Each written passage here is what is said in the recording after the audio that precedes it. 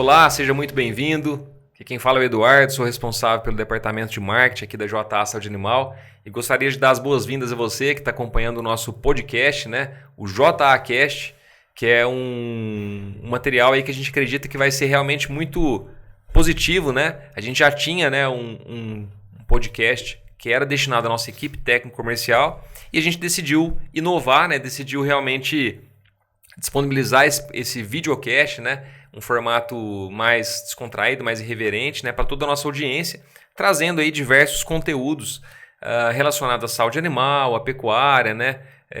Contar um pouquinho também da história, né? Da nossa história aqui da JA. E é isso, né? Estamos também aqui com a Hanna, né? Fala um pouquinho para nós, Hanna. Isso aí, Edu. Pessoal, sejam todos bem-vindos ao nosso podcast. Eu sou a Hanna, sou veterinária, trabalho no marketing também junto com o Edu. Trabalho mais com o suporte técnico da equipe. E aí a gente já tinha um podcast que era via Spotify e a gente disponibilizava a nossa equipe com vários conteúdos técnicos, conteúdos sobre nossos produtos e auxiliava eles aí no trabalho de campo.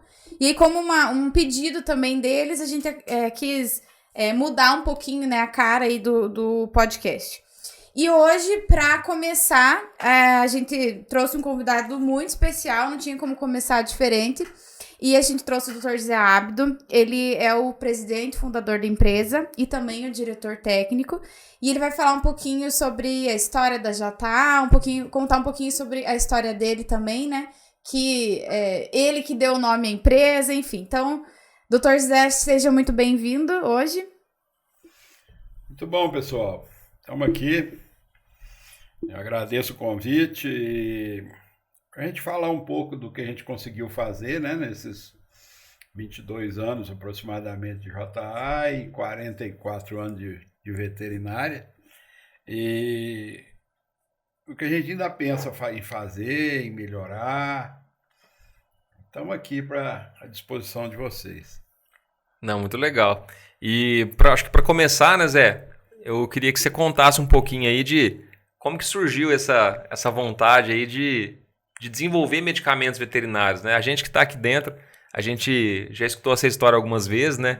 Mas é uma história muito bacana e a gente não cansa de ouvir. Não cansa de ouvir, né? E eu acho que seria muito legal o pessoal também, a nossa audiência, né? Os pecuaristas, né? Os lojistas, enfim, conhecer um pouquinho mais também de como começou o laboratório, nossa, né? Nossa equipe mesmo, né? O pessoal que está no campo, que está entrando agora, tem bastante gente nova entrando na empresa. Pessoal, as coisas não mudam na vida, a história da humanidade, aquele provérbio, né? A necessidade faz o sapo pular. O sapo não sabe andar, mas pula para pegar o besouro, né? Então, era o meu problema. Era e é até hoje. Eu dependo totalmente da minha profissão. Desde que eu formei, eu só tinha o meu ganho era trabalhar de veterinário. E eu, modéstia à parte, me dediquei muito, porque era o meu sustento, e é até hoje. E eu enfrentei problemas, porque ao mesmo tempo que eu fui, graças a Deus, muito bem reconhecido como profissional pelos criadores, isso aí me apertava muito. Porque como que eu sempre tentei ser dedicado à minha profissão, ninguém trabalha também para fazer graça. A gente tinha que ser dedicado, tem que ser dedicado, porque senão você não ganha seu dinheiro. Aí, automaticamente, eu fui sendo selecionado pelos criadores mais importantes da nossa região. E é normal, quanto melhor é o rebanho de uma propriedade, maiores são as exigências, né? José, só um pouquinho para o pessoal se localizar, né? Qual é a região que o senhor atendia? Eu nasci, fui criado aqui em Patrocínio Paulista, né? Região de Franca, Alta Mogiana. Interior de São Paulo. Interior de São Paulo. E me formei em Jaboticabal, que é aqui perto, né? Na Unesp, final de 76. E logo em seguida tive que trabalhar no campo. Teve muitos colegas. Nós fomos das primeiras turmas da veterinária da Unesp Jaboticabal. E tem muitos colegas que acabaram ficando dando aula na universidade, que precisava de ser contratado. E eu, no início, ele não era muito chegado Parte acadêmica. academia, não. Aí eu fui trabalhar no campo e vim trabalhar aqui. Trabalhei um ano numa empresa que fazia importação de gado alemão, o Cimental, que antigamente era chamado de Fleckvieh, né? E eu peguei um know-how bom de pré-munição. Quem não sabe o que é pré-munição é a adaptação do gado europeu ou do hemisfério norte ao clima tropical, às doenças tropicais, né? Febre aftosa, principalmente a tristeza parasitária bovina, babésia, anaplasma. Eu trabalhei um ano nessa empresa, rodei o Brasil e peguei um know-how muito bom com os meus orientadores. E em seguida, mas eu já estava cansado de viajar, né? Ia para Pernambuco, ia para o Paraná, ia para todo lado. E essa época o senhor já tinha filhos? Já tinha Não, eu era solteiro ainda. Solteiro. Foi em 77 que eu trabalhei nessa empresa. Logo depois que formou, então. O primeiro emprego. Aí, você imagina, recém-formada, em segurança, né? O pessoal me dava uma caixa com microscópio, outra caixa com corante, e falava, chegou um gado lá em Recife, vai lá fazer controle de babésia ou de anaplasma. Aí você vê o sofrimento, né? Assim, a responsabilidade, né? Aí depois de um ano eu fui convidado para vir trabalhar aqui em Patrocínio. Eu acho que até foi um pouco um retrocesso técnico, mas você imagina, naquela época, eu solteiro, com 20 e poucos anos, nessa época a gente pensa muito nos amigos, né? Então eu falei, agora eu vou morar em Patrocínio, onde eu tenho meus primos, vou trabalhar aqui na cooperativa. E assim foi, trabalhei aqui durante 30 anos. E a cooperativa aqui na época, né, Zé, era uma bacia leiteira importante. Aqui naquela época, a maior bacia leiteira do Brasil era em Campinas. E depois foi migrando aqui para a região de Franca, Batatais, Franca. E depois que ela migrou para o Paraná, que foi lá para Castro e tal, né?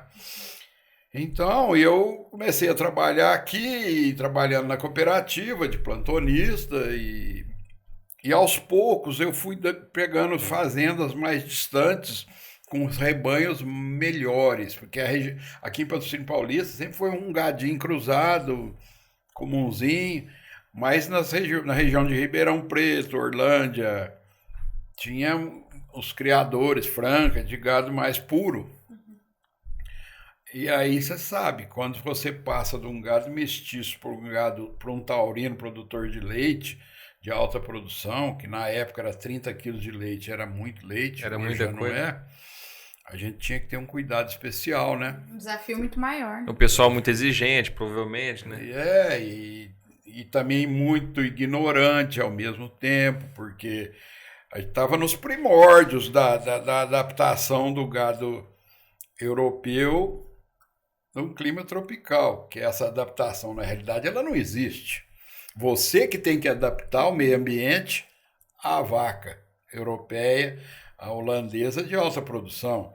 Uma vaca que demorou milhares de anos para chegar naquele ponto, e naquela teoria o pessoal achava que nós ia trazer as vacas de alta produção e ela ia acostumar a ficar aqui nesse sol, no calor. Você vê que a coisa inverteu hoje. Todo mundo sabe, né? Que pode ser em Goiás, pode ser no Paraná, pode ser aqui no Brasil. Você tem que fazer a adaptação do meio ambiente. Então você vê que as vacas de alta produção hoje trabalham, elas produzem leite em barracões climatizados e tudo mais. E o sistema de criação na época era só extensivo, não tinha era freestyle. Piquete, mas era aquela história, né? O cara primeiro comprava a vaca para depois ver que não dava certo.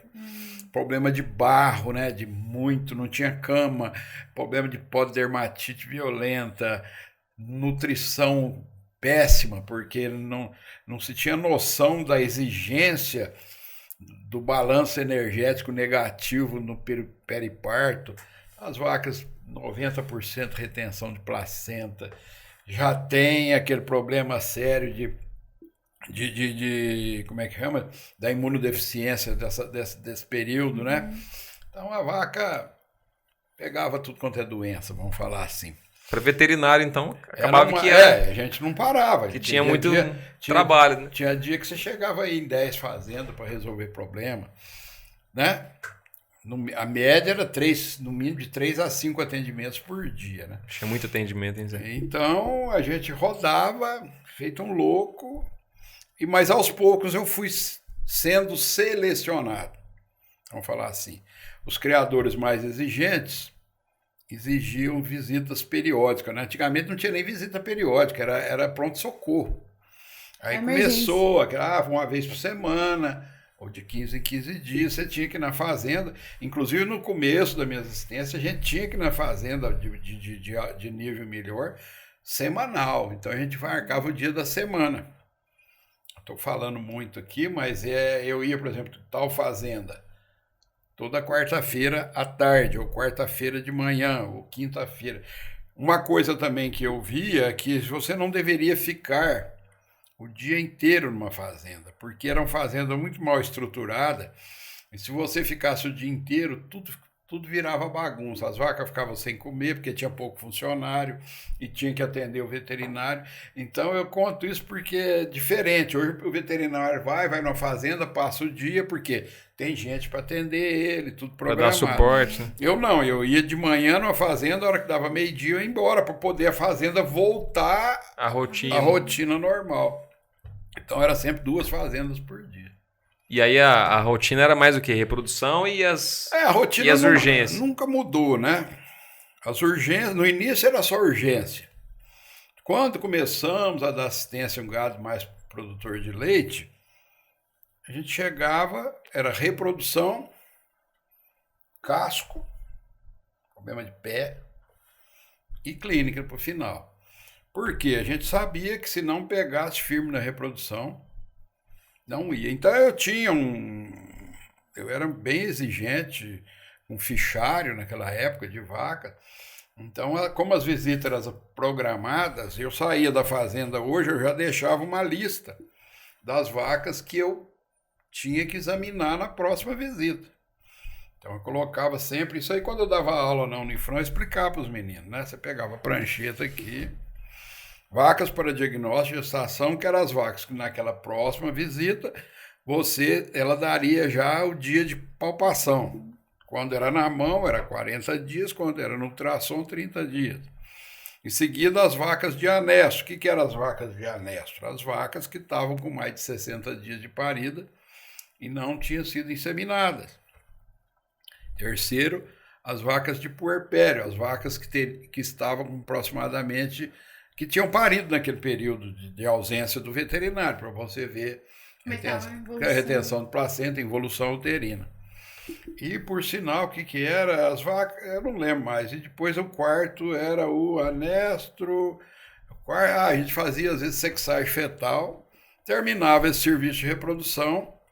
A gente já pegava, eu gostava de fazer o serviço de casqueamento, que a gente que tinha que fazer. Não casqueamento estético, era um casqueamento corretivo, curativo. Vaca com úlcera de sola, prótese, aquele taquinho, enfaixar. Porque eu notava que você ficasse um mês sem fazer casco, aí depois você perdeu. Uhum. Então mas todo mês tinha que fazer. Nem tinha o casqueamento preventivo? Não tinha. Era o corretivo mesmo. E por final, principalmente clínica de bezerro, né? Diarreia, manejo de prevenção de tristeza parasitária e um ou outro caso clínico que acontecia, né? Agora, os atendimentos de urgência ficava entremeado no meio dessas assistências. Quando você mudar de fazenda, você tinha que correr na outra para atender. Agora, quando era um parto, uma cesariana, aí furava todo o esquema. E na época da cooperativa, o senhor já fazia todo o acompanhamento dos cooperados, assim, tinha... foi começando devagar. Começou na cooperativa, né? E depois... eu fui contratado para fazer pronto-socorro e resolver problema de exame de brucelose e tuberculose. O pessoal queria vender gado, não tinha veterinário para fazer exame. Depois, a cooperativa incrementou um sistema de você fazer visitas ou mensais há muitos anos. Então, você ia na fazenda uma vez por mês para ver como é que estava a bezerrada. Então, o seu serviço era o quê? Aplicar uma ivermectina no bezerro, bezerrada com tristeza parasitária, fazer um imidocarb, dar uma geral, surto de micose, de Algum outro surto que tivesse. doença qualquer, e às vezes ver problema de orientar pé dilúvio, essas coisas. Depois foi refinando, né? Enquanto mais vai refinando, a exigência Vai aumentando. vai aumentando. Aí, nesse meio tempo, que surgiu a história dos medicamentos. Entendi. E como é que foi esse surgimento? Zé, fala um pouquinho mais pra gente. Porque, vamos falar assim, nesses anos de experiência que você foi adquirindo após formado, né, até mesmo visitando o Brasil todo e tal, isso já foi contribuindo para entender quais eram as enfermidades mais comuns, né? Porque, vamos falar Quais assim, as necessidades do veterinário no campo, né? Eu acho que isso é a principal. E o senhor começou a dar aula na faculdade também, nesse meio tempo, né? Mas isso demorou muito tempo. Demorou mais, foi mais Demorou pra quase 30 anos, 20. Mas foi assim, já não vou contar, já que vocês querem escutar. Aí eu comecei a dar assistência em fazendas mais refinadas. Por exemplo, eu não escondo de falar que quando eu formei, eu nunca tinha visto falar em deslocamento de abomaso. Porque não existia isso por aqui. Vaca de alta produção.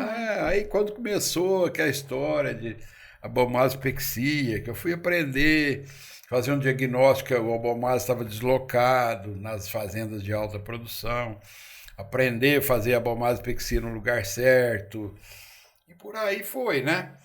E mesmo assim, até no ano 2000, a gente tinha um problema sério de problema periparto, porque a parte nutricional estava muito atrasada. E os fazendeiros de alta produção, eles queriam ou muito leite ou pista.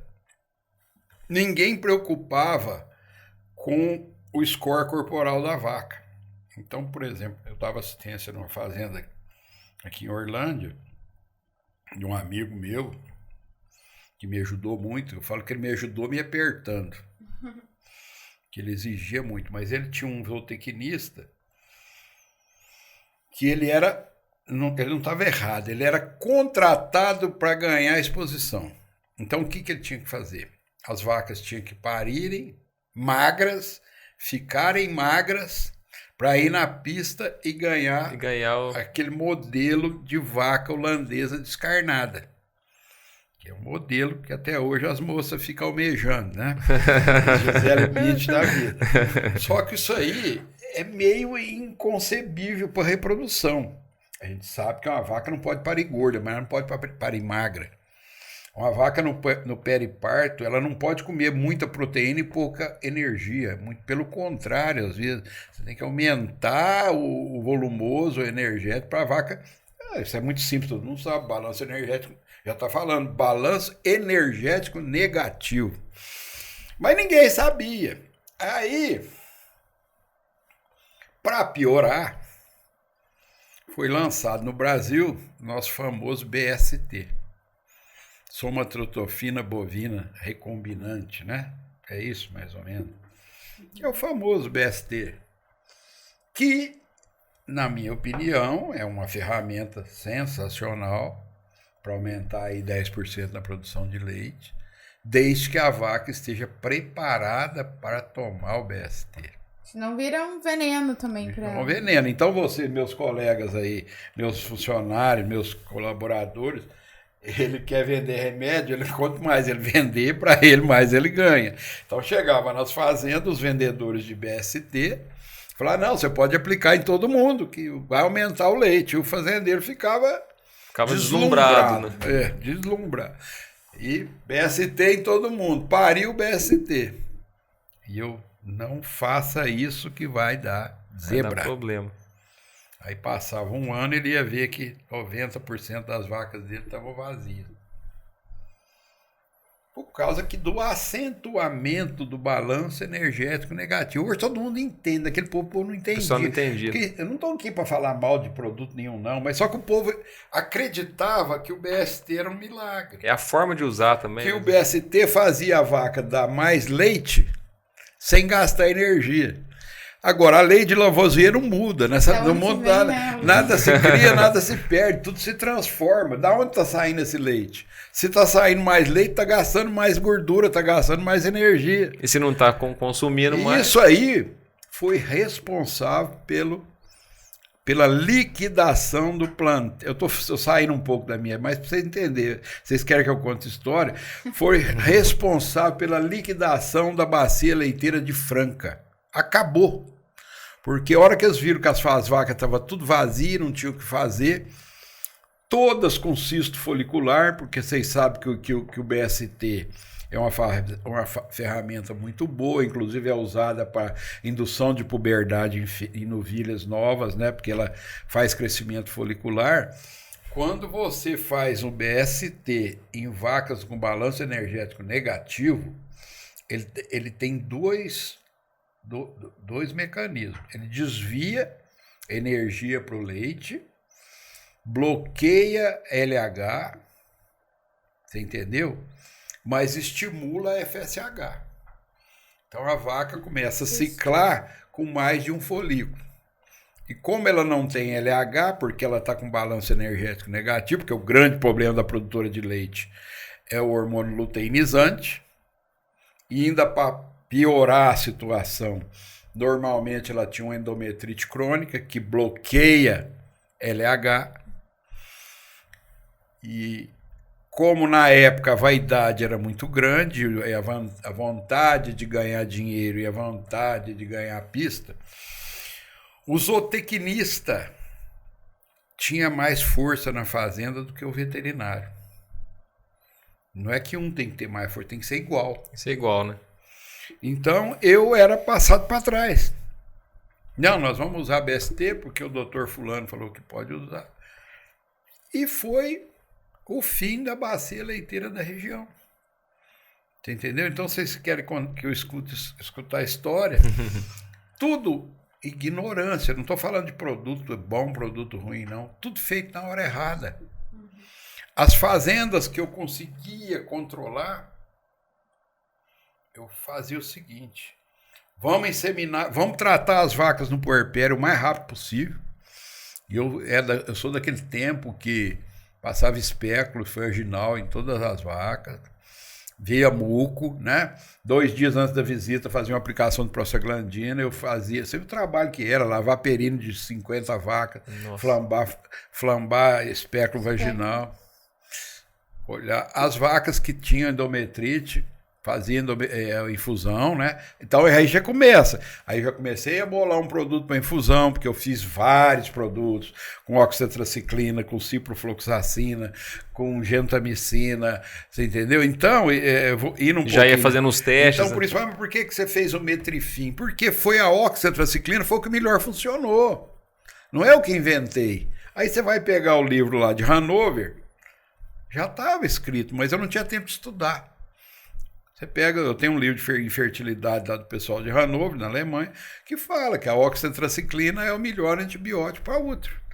Aí você vai no congresso do Zequinha, os pesquisadores não falam isso, porque nos Estados Unidos é proibida a infusão. Então tem muitos meandros da coisa. Mas voltando ao que eu estava falando, para tentar resolver o problema do BST, eu fazia o tratamento mais precoce possível, fazia a indução do cio o mais rápido possível, inseminava a vaca no máximo com 50, 60 dias e fazia o diagnóstico super precoce. Naquele tempo, em 1990, eu comprei ultrassom. Meus colegas aqui quase ficaram loucos, meus amigos. Você está ficando louco, rapaz? Você não tem nem carro para andar, você me compra um ultrassom. E devia ser um absurdo aquela época. $15 mil. Não, gente, naquela época, $15 mil. Você está doido. Mas eu tinha que viver da minha profissão. E foi muito bom o que eu fiz, que eu consegui criar meus filhos. Aí o que eu fazia? Com 30 dias eu fazia o diagnóstico de gestação. As vacas que estavam prenhas pode aplicar BST. As vacas vazias não aplicam, vamos inseminar de novo. Então você controlava, porque a vaca, quando ela sinaliza que ela está prenha, porque ela, bem dizer, ela saiu do balanço energético negativo, ela conseguiu superar e já ficou prenha. E aí já podia você usar, vai né? estimular a produção de leite. Agora, os fazendeiros, que foram a maioria deles, não aceitavam. Fazia BST logo após o parto. Aí foi o fim. E depois que eles viam que dava um resultado Aí não tinha reprodutivo horrível, retorno, não tinha jeito, né? porque o cara quebrava. Você entendeu? O cara quebrava. Aí o que acontecia? Chegava a usina de açúcar, foi a época que as usinas começaram a crescer na região. E falava, vamos fazer o seguinte, você me arrenda a fazenda, eu planto cana nela inteirinha e você vai morar na cidade e não precisa nem vir aqui mais. Por exemplo, Ribeirão Preto é o maior foco De usina. de usina em volta e a maior população de fazendeiro, que todo mundo mora em apartamento de alto nível. Por quê? Tem 100, 200 alqueires de terra, aluga a usina. Sabe o que a usina faz? Pega um trator de esteira, faz um buraco no chão, joga a sede, o curral, tudo dentro de um buraco, enterra, pega a cerca, planta ela inteirinha de cana e todo o cara fica morando na cidade, vai ter uma rentabilidade para ele viver. E assim foi acabando na região, produção de gado de corte, gado de leite, bem dizer, na nossa região, quase que bem dizer, acabou. Acabou, né? Por quê? Coisa mal feita e outra, o cara também cansado, endividado, né? Então essa aí é a história do começo. Mas, posso continuar falando? Claro, Zé. Pode Fica à continuar. vontade. Com esse negócio de eu trabalhar com fazendas de alto nível, e pelo fato de eu ter trabalhado, meu primeiro serviço foi com pré-munição, que é aquela adaptação, meu nome acabou correndo no Brasil, meio, né? aí no meio, né? Então o pessoal naquele tempo era autorizado, né? Era permitido importar gado dos Estados Unidos, do Canadá, da Europa.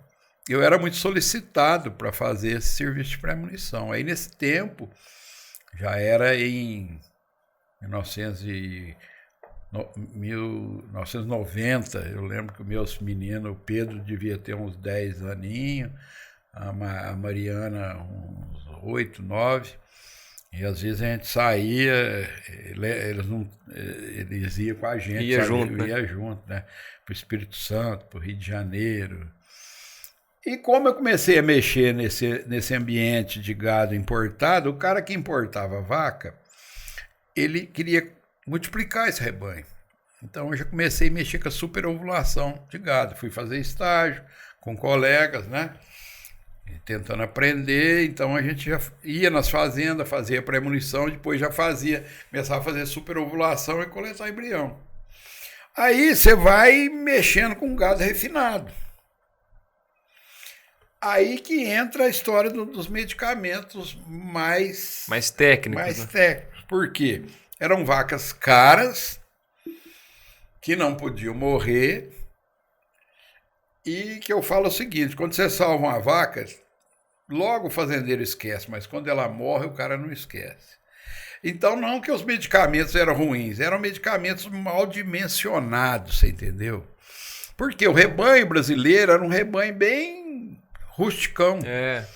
Então, por exemplo, você pega um gado de corte aí, bem rústico, machucou, você faz lá uma penicilina de longação, faz um curativo, logo ela tá bom. Mas você pega uma vaca de alta produção, igual o primo meu aqui, que é veterinário, fala, a vaca lactação de alta produção é uma bomba relógio.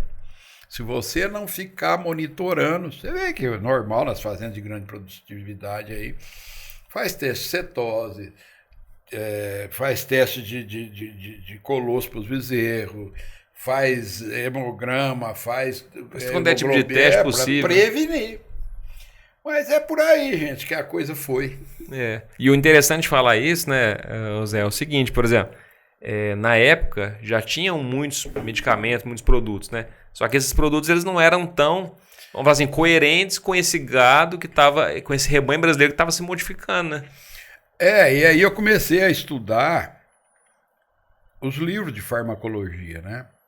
E eu notava que não batia As doses, né? As doses do livro eram totalmente diferentes das doses da bula. Eu falei, mas como? Comecei a conversar com médicos, amigos meus, eles começavam a rir das doses que nós usávamos. Você entendeu? E até hoje, na verdade, eu acho que mudou bastante, mas eu lembro na época que eu fazia residência, foi 2013, os professores lá da UEL falavam, não pega a dose de bula, não pega a dose... Vai lá ler a dose do Radostites, a gente usava o colar do Radostites. Radostites era o nosso... A Bíblia, né? A Bíblia. E a maioria dos produtos a gente usava o dobro do que tava mandando lá, porque realmente era uma subdosagem, né, tem que tomar muito cuidado. E quando eu entrei na JA, o que me chamou a atenção, como eu já tinha feito 2 anos de residência e sabia muito, né, o professor fazia a gente decorar a dosagem de produto. E eu sempre ia olhar, deixa eu olhar a dose, e tava tudo batendo certinho ali com as dosagens de literatura. Então foi uma coisa que me chamou muita atenção quando eu comecei a trabalhar na JA, que o senhor toma muito cuidado em relação a isso, né? Vai indicar lá, porque tá na literatura. Ontem, por incrível que pareça, era 9 horas da noite, eu estava discutindo com um colega de Araçatuba, que foi meu aluno, Rafael, sobre tratamento de retenção de placenta, de endometrite aguda, né? E ele é fã da enrofloxacina, ele não abre mão do diclotril para retenção de placenta, para endometrite aguda, lógico, vai matar todas as E. coli, e o diclofenaco vai dar conforto para a vaca, e ele falou, não, igual isso aí não tem, mas tem um problema do resíduo. Aí eu falei, você pode usar o Cetofur. Não estou querendo fazer propaganda aqui, não. Porque... Não quero fazer propaganda. Mas é o... Pega a caneca aqui do Cetofur. Tem. Aí você vê como é que é. Eu falei, mas Cetofur não funciona. Eu falei, Rafa, por que não funciona? Eu fiz teste aqui.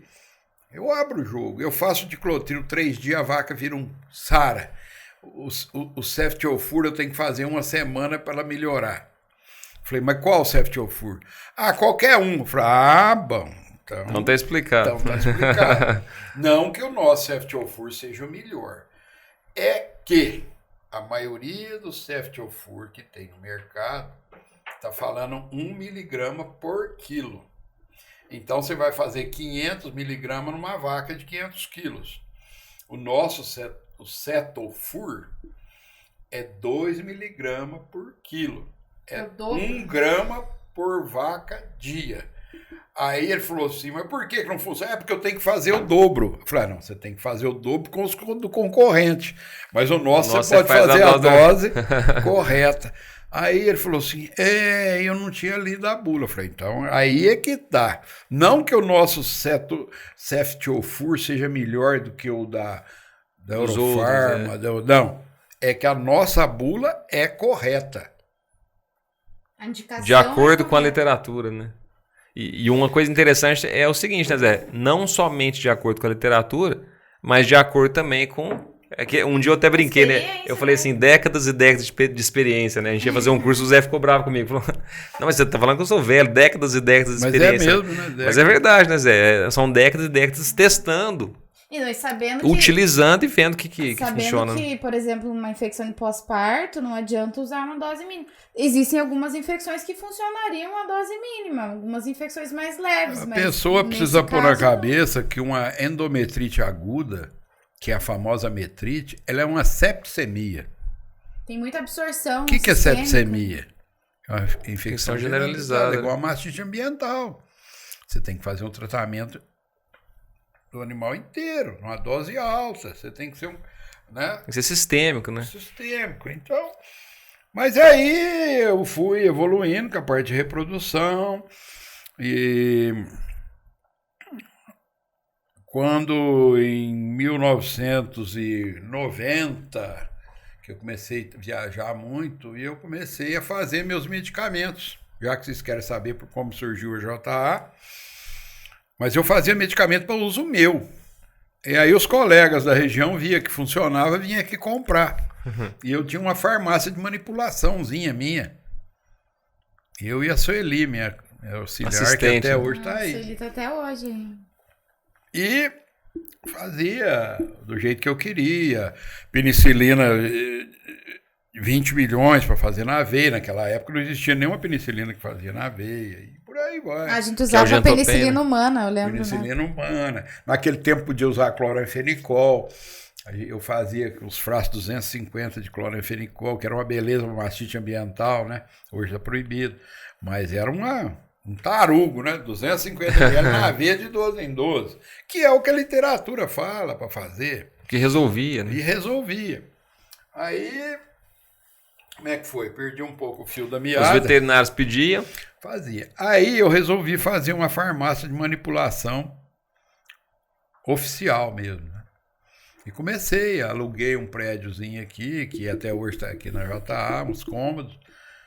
Aí a hora que eu fui ver, eu não tinha tempo, né, de estudar, né? Eu não ficava em casa, eu saía de casa, eu não era madrugador não, mas no máximo 8 horas eu estava numa fazenda. Eu saía de casa 6 horas, 6h30, 7 horas e chegava em casa 8, 10 da noite. Então, ler o quê? Lei? Não ia. Nem via meus filhos direito, né? Aí eu fui ver que não podia produto manipulado para animal de produção. Aí foi quando eu chamei minha esposa, falei, puxa vida. E agora? Gastamos tudo que tinha. Para fazer a farmácia. E agora não tem. Ou nós largamos mão. Ou a gente se adequa na legislação. Aí a Ana me deu uma força e falou, não, vamos tentar, né? Foi o tal de quebrar a parede, mudar e tentar registrar o laboratório no mapa, né? Foi quando nós registramos em 2000, se não me engano. Em 2002 já saiu os primeiros produtos, né? Isso. Quanto tempo demorou até a ideia de vamos registrar e conseguir o registro? Foi... Para registrar o laboratório não demorou muito. Não demorou muito, demorou uns 2 anos. E para registrar os primeiros produtos também demorou uns 2 anos, porque quando você monta um laboratório, você tem uma... Como é que fala? É igual o velho na fila, passa na frente. Ah, você tem preferência? Você tem preferência, igual quando os velhos vão pegar avião. Né? Vai na fila. Então você tinha preferência de 5 produtos. Entendi. Aí eu mandei para lá Diclopen, Ivermectina, Masulfa, que agora é Vetsulfa.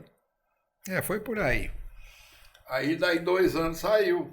Saiu primeiro a Ivermectina 1%, depois saiu o Diclopen, o Diclotril e o Vetsulfa. Não sei o outro que saiu, o Diclofenac. E eu acho que é até interessante, né, comentar com a audiência, Zé, o seguinte, que ele comentou, né, foram 2 anos, foi rápido, foram 2 anos. O pessoal entendeu o seguinte, que no Ministério da Agricultura, né, pela burocracia, enfim, 2 anos é rápido, né? Muito rápido. O normal são 5, 6 anos, né? E depois que nós tivemos esses registros, aí, como dizem, aí empacou e não saía mais nada, né? Aí foi depois desses 20 anos aí, de muita luta, de muitas idas em Brasília, muita briga, muita chateação minha, dos funcionários, do meu filho, Pedro. E fomos lutando, tentando adquirir fórmulas, melhorando fórmulas. E acabou virando. Né? Virou na empresa que tem um dos maiores portfólios aí, e num período curto, né? 20 anos. Provavelmente, né, pensando em animais de produção, né, animais de grande porte, o maior portfólio do Brasil, né? Somando com agora a linha da Fabiane, né, que já fez a compra ano passado e entrou na nossa linha também, então... Então, foi... complementando o que a minha vida, que vocês querem saber, parece que Deus ajuda quem cedo madruga, né? Eu até 2000 eu trabalhava... E quem faz as coisas certinho, né? Quem faz as coisas certas, né? Igual aquela história, né? Quanto mais eu treino, mais sorte eu tenho, né?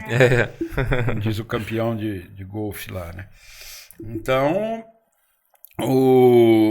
em 2000, foi quando teve o boom dos leilões de gado Nelore, que surgiu aquela história de que criar Nelore virou coisa de rico. Que antigamente Nelore era coisa de pobre. É. Era de criador do Pantanal. Gado rústico, deixava lá extensivo, soltava e pronto. E foi quando saíram os leilões, e os leilões tinha que ser prenhez de fêmea, porque ninguém queria prenhez de macho. Então saíram procurando veterinário que sabia fazer sexagem fetal. Esse foi o motivo de eu comecei a trabalhar muito com gado Nelore.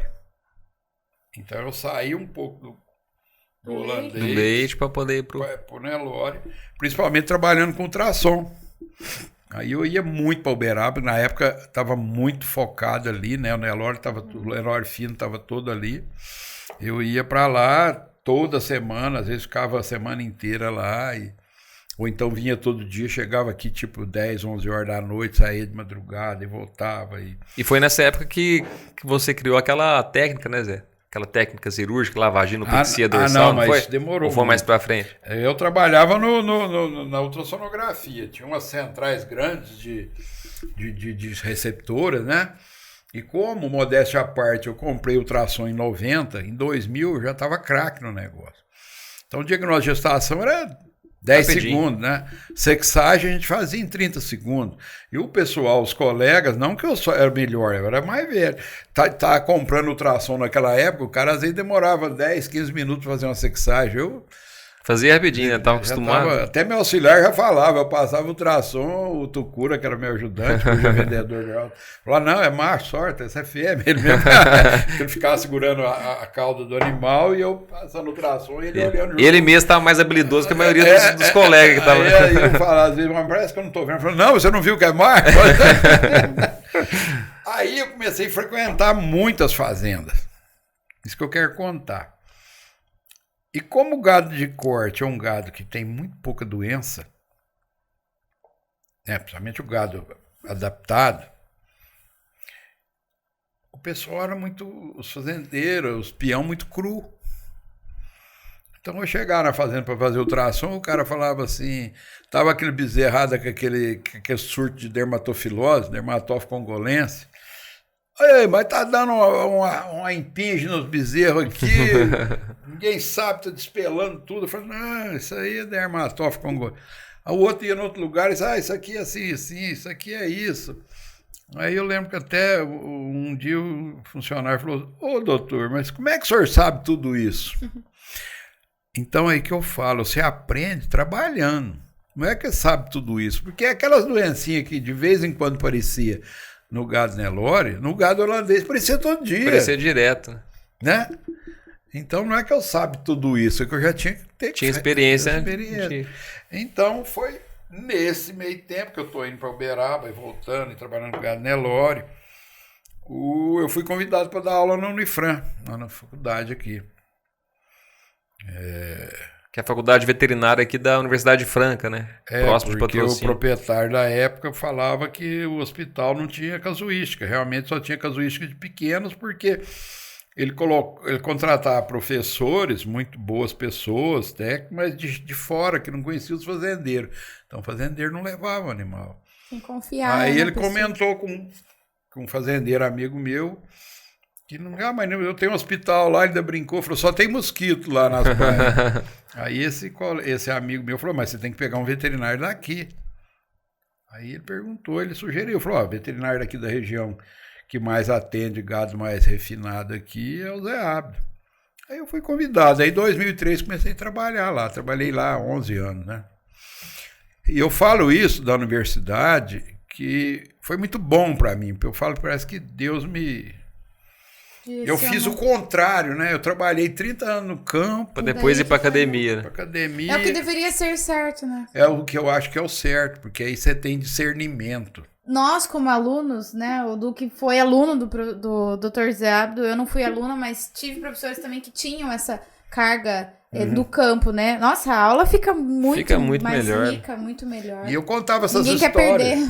Contava essas histórias tudo nas aulas, né? Os meninos gostam de história, porque aula mesmo teórica é muito chato, né? Você tem que... Não tem coisa melhor que falar de uma enfermidade e vir com a história. Aconteceu isso tal dia. Mostrar foto. E graças a Deus, os 11 anos que eu dei aula, eu gostava muito de dar aula, eu gostava mesmo, e os alunos gostavam muito de mim. E foi muito A bom turma também. que não gostava de mim era só os meninos que não gostavam de vaca, né? Só os cachorreiros. o Zé brincava, eram os cachorreiros, né? A turma de pet. Cachorreiro, porque eu falava aqui, todo mundo tem que estudar. Tipo, vocês não sabem se vocês vão mexer com cachorro, com vaca, com cavalo, né? É bem isso mesmo. E foi muito bom pra JA também, né, Zé? A questão da universidade, né?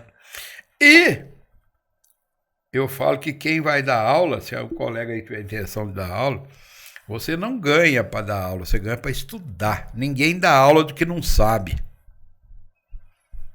Então eu fiquei 11 anos estudando e vendo tudo que eu já tinha feito, tudo que eu tinha feito errado, tudo que eu tinha feito certo. É bem isso. Foi isso, né? E o interessante é ressaltar até para nossa audiência o seguinte, que alguns produtos nossos, eles vieram da experiência técnica de campo. E outros vieram com base na experiência técnica de campo dentro da academia. Por exemplo, um EGG, um produto altamente técnico, né? Foi meu mestrado. Que foi o mestrado do Dr. Zé Abdo, né? Então, é bacana mostrar isso, né? Que vem do campo, mas que também teve esse aprimoramento, né, da academia. Jantopen foi um produto que nós trabalhamos 10 anos com cólica equina, com laparotomia e que, vamos falar assim, 90% dos animais que tinham laparotomia no início, quando eu cheguei na Unifran, e vinha a óbito. Por quê? Fazia antibiótico em dose pequena, intervalo muito longo. Foi quando o diretor da época do curso me chamou. Falou, Zé, mas não tem cabimento. O cavalo aqui morre tudo, então não adianta operar. O que você acha que é? Falou, eu sou professor de reprodução. Eu fui para lá para dar aula de reprodução. Eu não palpito na clínica nem na cirurgia, porque você sabe que a faculdade para sair briga com duas conversas, né? Ele falou, não, mas pode falar. Eu falei, não, terapia antimicrobiana, fraca. Mas você tem uma solução? Eu falei, podemos tentar. Eu tenho um produto que é a penicilina com gentamicina intravenoso que a gente faz de 12 em 12, de 8 em 8. Aí o que aconteceu? Começou a morrer a quantidade que normalmente morre mesmo, você entendeu? Em vez de morrer 90%, 100%, começou a morrer 30%, 40%, que porque você sabe que um cavalo com cólica, você não tem 100%. E já chega no hospital daquele jeito, Se né? você conseguir uma linha de 40%, 50% de sobrevivência, tá bom demais.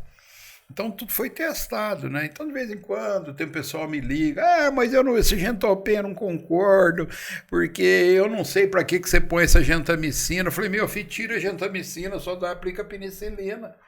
Não é? Se você não gosta de gentamicina, né? Dilui a penicilina no soro fisiológico, na água. Aí o outro fala, mas gentamicina é pouco. Aí pega a gentamicina e põe mais. O veterinário ele tem essa autonomia, né? Para isso. Mas eu gosto de fazer Gentopen de intervalo mais curto. Eu falei, faça. Fique à vontade. Não tem problema nenhum. E o hospital humano, você faz penicilina G potássica de 4 em 4 horas, mas é difícil para nós fazer no campo. Então eu estudei muito. Em bovino, de 12 em 12 dá para fazer bem. Em equino quebra um galho, mas se for um caso grave, faça de 8 em 8. Mas por que você pôs essa dose de gentamicina? Porque é a dose mediana que dá para atender tanto o Bolsonaro e o Lula. Encaixa para os dois, né? Agrada todo mundo. Mas se você quiser aumentar, você aumenta. Ou diminui. E a quantidade indicada em bula é a dose de 6,6 mg por quilo, que é a dose para equino e que funciona, né? Na literatura. E aí foi, né? Aí eu... me chamaram em 2008, se não me engano, se eu não queria fazer um mestrado. Aí eu falei, já estou velho, estou cansado, né? Não, Zé, vem para fazer mestrado aqui, que era professor Juan da anestesiologia. Aí eu fiz um mestrado em cirurgia, anestesiologia, que eu fiz o EGG, né? Nós testamos o EGG. O meu mestrado foi tentar o EGG, que é o etrogliceril guaiacol PPU, que é o nosso, que você já compra ele pronto, e aquele preparado na hora, que você tem que aquecer o soro, tudo que é trabalho. Né? Solução glicofisiológica. E aí, se eu for contar aqui, você chegar na fazenda, você pedir uma vasilha para dona da casa para aquecer o soro. Ela jogava... Não, eu ia devolver a caneca. Ela falou, não, o senhor pode jogar fora, pode levar embora, que nós não vamos usar isso mais não, o senhor pôs veneno nela. Entendeu? E aí foi. Aí depois que eu vou contar a história da técnica, né? Aí a partir de 2000 se não me engano, 2008, depois que eu fiz o mestrado, começou uma avalanche de prolapso vaginal recorrente. O que aconteceu? Durante esses 10 anos de leilão, o pessoal foi aumentando o tamanho das vacas. Porque uma vaca, quando eu formei, uma vaca Nelore, pesava 400 quilos. Em 2010, as vacas Nelore doadoras começaram a chegar a 1.000 quilos. 800, 900. Vixe, muito pesado. Aí as vacas começaram a expor a vagina. A vagina saía, ela deitava, a vagina saía para fora. Ela levantava, a vagina recolhia, ou às vezes aquilo infeccionando tanto, traumatizando com bicada de gavião e machucado. Hemorragia, talvez. Depois não saía mais, não entrava, ficava para fora. E o pessoal começou a me chamar para tentar resolver. E eu fiquei doido com aquilo, não conseguia resolver. Você colocava para dentro, fazia um tratamento anti-inflamatório, aí depois aquilo que desinchava um pouco, você fazia uma sutura de Biner, né? Aquele ponto no lábio vulvar, deixava aquilo amarrado um mês. A hora que você tirava o ponto... Expunha de novo. Expunha de novo. Aí foi como diz, um pega para capar. E eu lá no hospital, o pessoal mandava a vaca para lá com prolapso. E eu fui quebrando a cabeça, suturando com isso, suturando com aquilo. E a gente, como diz aquele cantor famoso, o Raul Seixas, né? Raul Seixas. A gente só usa 5% da cabeça. Na realidade, a gente é muito burro, né? A gente usa pouco que tem. E então você tem que... E eu falo muito que eu nunca fui de raciocínio muito rápido. Eu sempre fui muito teimoso. Eu falo na minha casa, a minha mulher tem um raciocínio 2 vezes mais rápido que eu. Igual o Pedro, meu filho, que foi embora. O Pedro era um raio. Rápido, né? E eu e a Mariana são mais da devagar, teimosia, mais, né? mais persistente. Devagar né? E sempre. E eu fui pelejando com essas vaginas, né? Essas pererecas dessas vagas. E põe pra dentro e sai pra fora, e põe pra dentro. E sutura com isso, sutura com aquilo. Aí, pra encurtar, né? Em 2011, eu tô vindo lá de Araçatuba, daquela região lá, nem sei, de Marília. E passei em Jabuticabal, que eu passava muito lá para falar com meus professores, meus colegas. Trocar uma ideia com a turma. Eu nunca fugi da escola, estava sempre lá, né? Pelo menos 2, 3 vezes por ano, passava lá nos departamentos, principalmente na reprodução, na preventiva, que é a nossa área, né? E trocava ideia. Eu cheguei um dia lá, o professor César Esper. Ô, Turquinho, você tá aqui, tá com saudade do você. Ouvi falar que agora você ficou especialista em perereca. Você resolve o problema das vacas, tudo. Desenha na luz. Vem cá na sala. Tinha uma sala de aula no departamento. Desenha aqui como é que você faz isso. Aí ele falou, professor, é assim, quando tá, que eu chamo de 2º, 3º grau, que a vagina tá saindo tudo para fora, eu faço assim. Quando começa, eu faço... Diferente. Aí ele virou e falou assim, puta merda. Ué, você tá com doutorado pronto aqui, ué. Quantas vacas já fez? Uma meia dúzia? Eu falei, não, 420. Tá feito o N já, né? Tá feito o N, é só você fazer os créditos. Ah, não vou mexer com isso não. Não, vamos fazer. Aí, curtando. Acabei fazendo meu doutorado. Quando eu terminei o doutorado... Deu quase 1.000 vacas, 800 e tantas vacas. Hoje deve estar com 1.200, 1.500, não sei. Antes eu marcava, agora até larguei de marcar.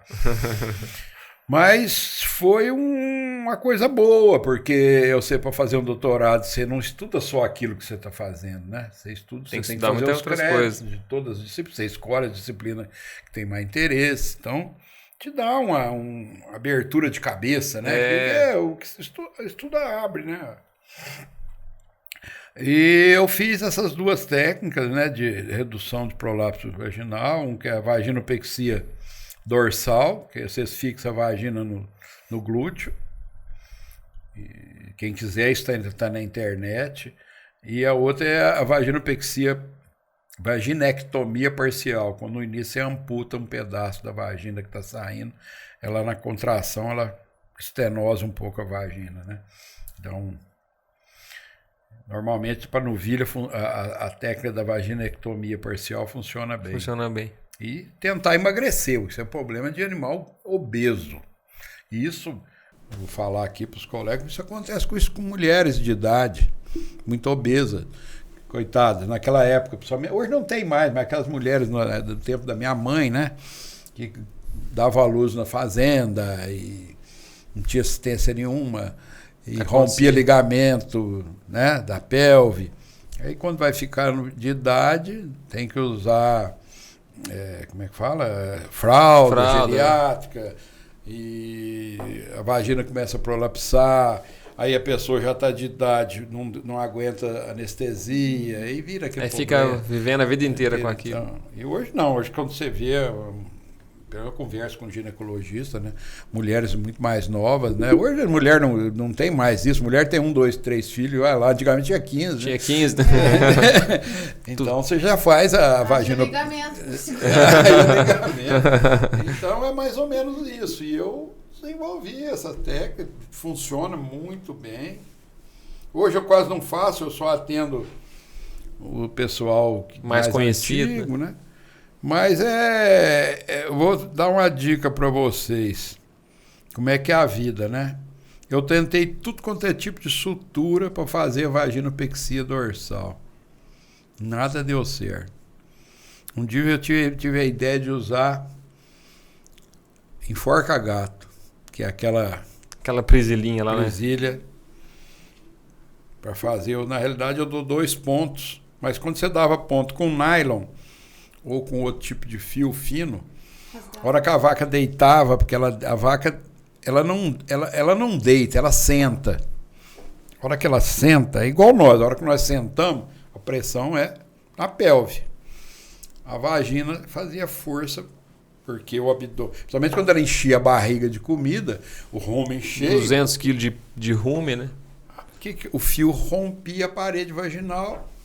Saía tudo de novo. Aí eu arrumei um enforca-gato. Hoje eu uso um enforca-gato mais grosso que tiver, que ele tem mais ou menos 1 centímetro.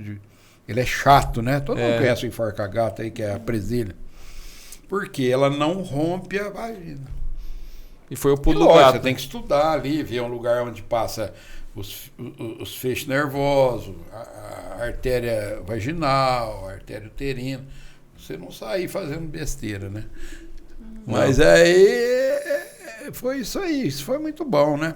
Isso eu tô contando a parte boa da minha vida, né? E fomos pelejando com vocês aí, meus ex-alunos. Pra chegar até aqui tropeçou bastante, né, José? Teve bastante coisa. Tive muita coisa boa, tive um sabor muito triste, né? São os percalços, né, Zé? Os desafios, né? Mas eu acho assim que foi bacana, né, o bate-papo, a gente entender, né, como é que surgiu a JA. Eu acho legal que a gente dá um pouco de vida, né, para a empresa, né, Zé? Porque o pessoal que está no campo tem costume de utilizar os produtos, né? Acaba pegando um produto e outro e não sabe o que tem de história, de vivência, né, por trás disso, né? Então, assim, muitos desafios, muitos percalços, mas também muitas vitórias, né? E eu acho que é legal mostrar isso pro pessoal, né? E a JA é uma empresa familiar, o seu Zé tem a família dele trabalhando junto com ele. Vamos citar aqui, né, que a gente teve o Pedro também, que foi uma pessoa que impulsionou muito a JA nesses últimos anos e infelizmente acabou nos deixando no passado. Foi isso também, acho que o seu Zé acabou se emocionando aqui no final. Mas ele tem a família, a dona Márcia, que é a esposa dele, a Mariana, o Eduardo, né, que é o esposo da Mariana, enfim, todo mundo trabalhando no mesmo propósito. E a gente que trabalha com eles aqui dentro, é maravilhoso trabalhar no mesmo propósito, entender qual que foi a origem, né? E eu acho que a gente tem que encontrar um propósito. O Dr. Zabdo falou muito hoje nisso, né? Encontrar um propósito aí não trabalhar só para ganhar dinheiro. Trabalhar, ele falou várias vezes que ele gostava do que fazia. Ficava muito mais trabalhando do que com a família, né? Você saía de manhã, voltava à noite. E o propósito que a gente tem aqui dentro é muito isso também, trabalhar alinhado. Então, o recado que eu queria deixar pro pessoal que está nos assistindo, que faz parte da equipe comercial, o entendimento de como a JA surgiu e de como ela é até hoje, né? Conhecer o doutor de perto, saber da história dele, nos faz focar muito mais no nosso trabalho e no dia a dia. Então, a gente tem um propósito, você entender toda a história que teve por trás do Metrifim, toda a história que teve por trás do Gentopen, ajuda muito mais ali no argumento do campo e nos dá gás, né, ali no dia a dia. E nos dá um sentido também, né? A gente sabe que o produto não surgiu do nada, né? Surgiu da experiência do Dr. Zé Abdo de muitos da anos. Da colaboração de vocês, da minha família, dos meus ex-alunos. Por exemplo, o Eduardo foi meu aluno. Você veio para cá, eu não lembro mais. 2015, né? 2015. Comecei como estagiário, né? Você me pediu para fazer um estágio, né? E aí ele é filhote do Pedro. O Pedro que cantou com ele, com a cabeça boa de marketing que ele tem. E a Hanna é filha minha, né? Eu pensei ela do Paraná, falei, essa menina precisa vir para cá. Então a gente vai pegando as pessoas boas, amigas, pessoas inteligentes, né? Igual todos os colegas aqui que estão ajudando a filmar aqui. Mas eu sempre falo muito, a pessoa não adianta ser inteligente. Você tem que ser inteligente e a índole do bem. Porque tem muita gente bandido inteligente. Você entendeu? Isso é verdade. A maioria dos bandidos são inteligentes demais para fazer falcatrua, né? Então, a JA, eu gosto muito de falar, isso é uma empresa que eu brinco muito. Aqui ninguém precisa fazer força, precisa raciocinar. E raciocinar para o bem. Verdade. Né? Então, meu filho foi um exemplo. Desculpa. A gente se emociona, mas né, o doutor falar foi uma coisa mais recente também, né? Faz 1 ano e pouco. E você imagina, contei essa historinha para vocês aí, bem dizer, a Sueli aqui no escritório, tentando fazer nossos medicamentos, fazendo as coisinhas simples. Aí eu comecei com um laboratório de microbiologia, depois fizemos hemograma para dar uma porque não tinha na época, né? E um auxiliar de campo, porque senão você terminava uma cirurgia no campo, você não tinha uma pessoa para ajudar a guardar as coisas, você perdia metade do material ficava e sumia. Perdia tempo, Perdia tempo. Então, enquanto você tinha que fazer um receituário, fazer o auxiliar ia lavando o material, ia as coisas. Ajudar a dirigir, né? Então você vê, eu trabalhei 30 anos, um auxiliar e uma moça, 3 pessoas. Eu falo isso que você vê hoje, eu me orgulho da JA, né? Com a ajuda de todos vocês, do Pedro. Considerando a equipe comercial, mais de 500 colaboradores. Nós temos aqui em patrocínio hoje. Porque, inclusive, o pessoal mais antigo que me conhece, hoje eu já posso falar isso, eles pensam que a JA é uma farmácia, você entendeu? Tem muita gente que pensa... Esses dias mesmo tinha um colega, falou, mas onde que é a sua loja? Eu quero ir na sua loja. Eu falei, não, desculpa, gente, eu devia ter pego um lenço, mas nós não temos loja, nós temos uma fábrica de medicamentos. Aqui em Patrocínio tem 250 funcionários, em São Paulo tem mais 100, são 350, mais 200 representantes no campo. Então, isso não é mérito meu, é mérito nosso, né? Meu filho veio para cá em 2012? Acho que foi 12. 10 anos que ele ficou aqui. Quando ele chegou aqui, quantos vendedores tinham? 10, 20? Tinha uns 15, né? Uns 15. Uns 15, 20 no máximo. E foi o que ele falava. Pai, produtos nós temos. Nós precisamos ter vender. gente no campo, né? Eu nunca fui comerciante, eu sempre fui técnico.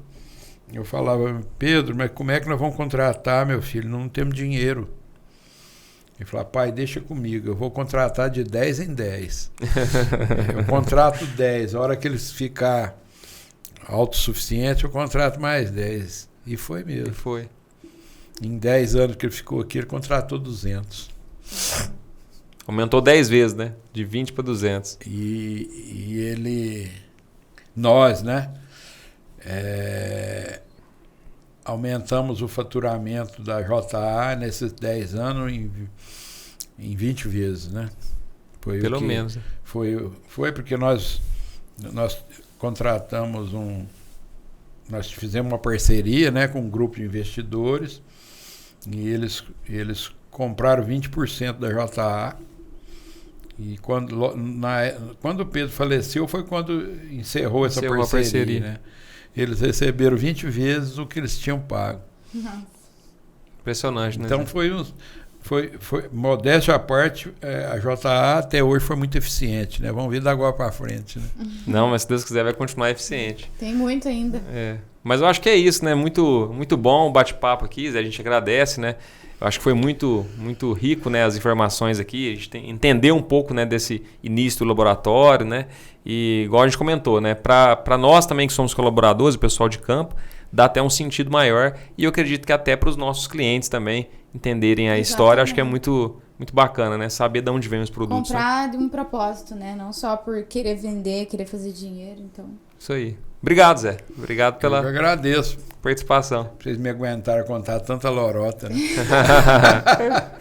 Obrigada, seu Zé. Obrigada, pessoal, pela Pessoal, atenção de muito todos. obrigado. Até a próxima. Até mais. Tchau, tchau. Até mais.